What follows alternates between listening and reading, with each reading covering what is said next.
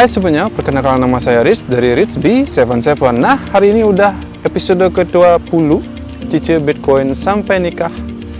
Ya, terpantau portofolio saya yakin hijau. Untuk episode ini ke-20, akhirnya penantian lama. Dari berbagai episode kita buat, akhirnya portofolio kita hijau itu. Tapi sebelum itu kita akan bahas minggu ini terjadi apa aja sih itu. Langsung saja kita akan bahas apa aja yang terjadi di minggu ini sesuai dengan analisis saya itu aja.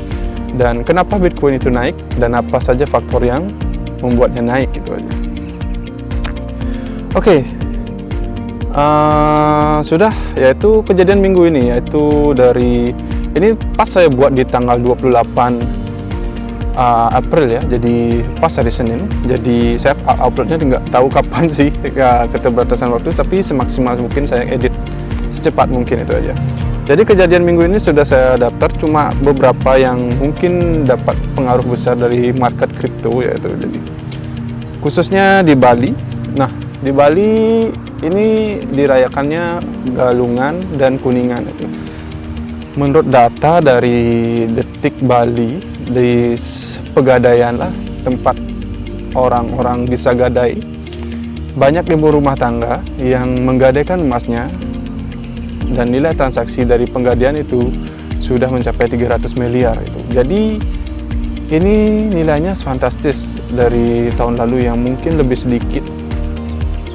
Sekarang lebih banyak orang yang gadai. Apa sih faktornya? Pertama sih memang dari harga barang. Dan saya rasa galungan ini galungan yang tidak semeriah galungan saya dulu sih. Pas zaman Covid pun lebih meriah menurut saya, tapi ini tidak meriah sama sekali menurut saya pribadi itu ya. Karena mungkin dari segi konsumen dan harga barang itu, dari konsumen karena ibu saya berjualan di pasar, jadi dia merasa daya beli masyarakat sudah sangat turun. Kedua, yaitu harga barang tetap melambung naik, jadi inflasinya tetap jalan itu. Jadi orang gadai emas itu karena kebutuhan dasar dan upakara itulah. Itu pertama. Kedua, karena harga emasnya sedang naiknya all time high ya. Sempat nyentuh 2 jutaan untuk emas batangan itu kan. Walaupun harga sekarang udah anjlok ke 1,8 per gram itulah. 1,8 juta per gram. Jadi itu untuk market outlook emas. Masih apakah investasi bagus? Masih itu ya. Emas naiknya drastis itu ya. Nah, kedua yaitu ada, kalian tahu kan mungkin MicroStrategy miliknya Michael Saylor. Nah, dia akan ada pesaing baru dari gabungan dari beberapa perusahaan seperti SoftBank, Cantor, Tether, dan Bitnex. Itu dia gabungin modal mereka untuk borong Bitcoin itulah.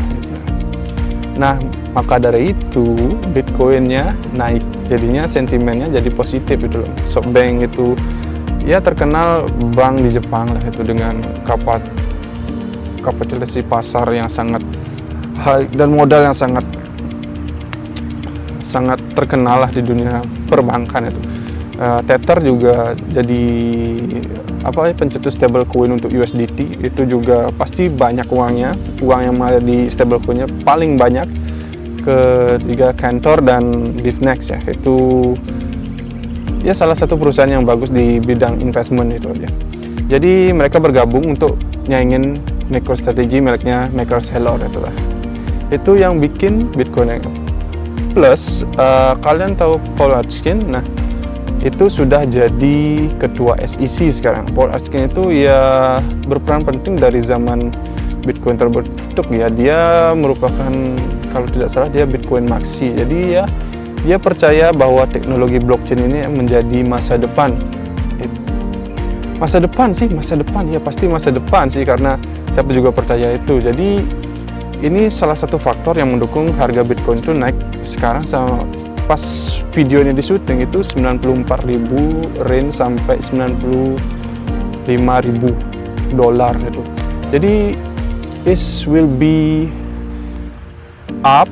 Jadi tadi saya udah pernah calling bottomnya 76 di grup Telegram. Kalau kalian mau ikut boleh klik linknya di deskripsi juga saya taruh itu.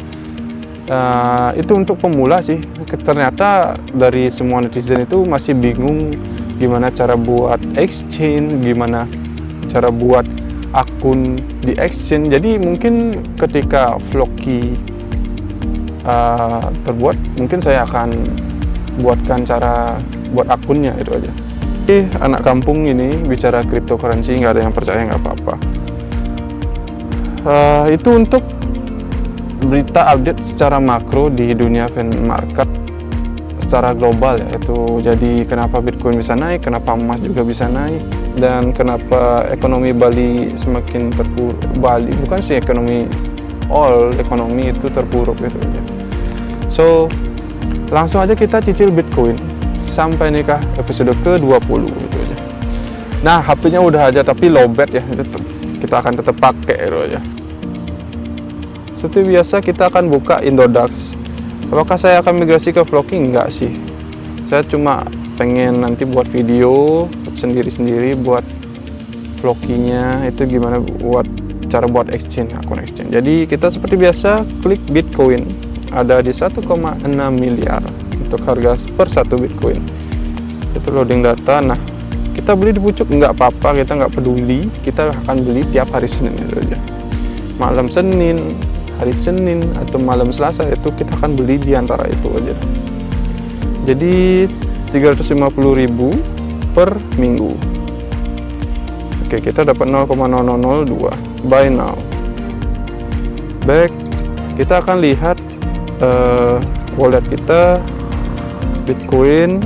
Nah, lihat dari penantian panjang kita sudah dapat nilai yang sangat hijau. Itu total aset kita ada 0,004 Bitcoin, setara dengan 7,4 juta. Itu sudah PNL-nya udah 5%-an ya, plus 384.000. Nah, portofolio ini portofolio pribadi, tapi bukan pribadi sekali. Portofolio pribadi saya tidak saya show di sini itu. Ini portofolio eksperimen. Jadi saya buat cicil Bitcoin yang startnya lambat. Mungkin kalau saya startnya dari 2022 seperti saya buat portofolio pribadi saya itu returnnya sangat gede, tapi cuma kalau startnya 2024 akhir lah, dari 18 Desember saya ingat cicil 50.000 saya ubah ke 350.000 per minggu gitu aja. Jadi hasilnya sangat ya memuaskan juga sih. Jadi nggak ada kata terlambat. Bitcoin itu akan menjadi masa depan diakses di dunia keuangan, itu aja. Ini saya udah nggak lihat Bitcoin itu dari segi fiat itu, jadi saya pengen punya 1 Bitcoin itulah di tabungan ini ya. HP ini udah seharga Mio bekas. Jadi kalau Anda cicil setiap hari 50.000 dari akhir Desember itu aja, 18 Desember lah itu. Nah, itu singkatnya. Jadi kalian harus bersabar. Jika ini asetnya akan bagus, ya bersabar aja, cicil aja, nggak apa-apa. Itu teori yang sangat bagus, yaitu DCA, Dollar Cost Average. Itu sudah lama digunakan oleh para investor untuk mencicil agar dapat harga rata-rata di setiap kenaikan suatu aset itulah. Jadi kalau ingin belajar investasi dari saham itu aja. Kalau ingin belajar, tapi kalau mau pengen simpel ya beli Bitcoin atau emas itu aja. Itu aja. Not financial advisor lagi sekali. Ini bukan ajakan jual beli Bitcoin, emas atau segala. Ini cuma saya pengen eksperimen dengan video ini, dokumentasi tentang saya. Jadi it's good for me, it's good for you too. Mungkin bisa edukasi kalian. Saya apa sih, dunia ini pasti hasilnya bakal sia-sia pada endingnya. Cuma kita harus konsisten, tetap memberikan sesuatu yang baik untuk environment itu aja, lingkungan di sekitar itu. Tujuan manusia itu ya begitu, diciptakannya manusia untuk menjadi hal positif, bukan negatif gitu. Thank you so much. Saya Rich B77. Kalau kalian terbantu, minta tolong subscribe-nya ya, itu aja sih, biar saya makin semangat bikin konten itu aja. Thank you so much.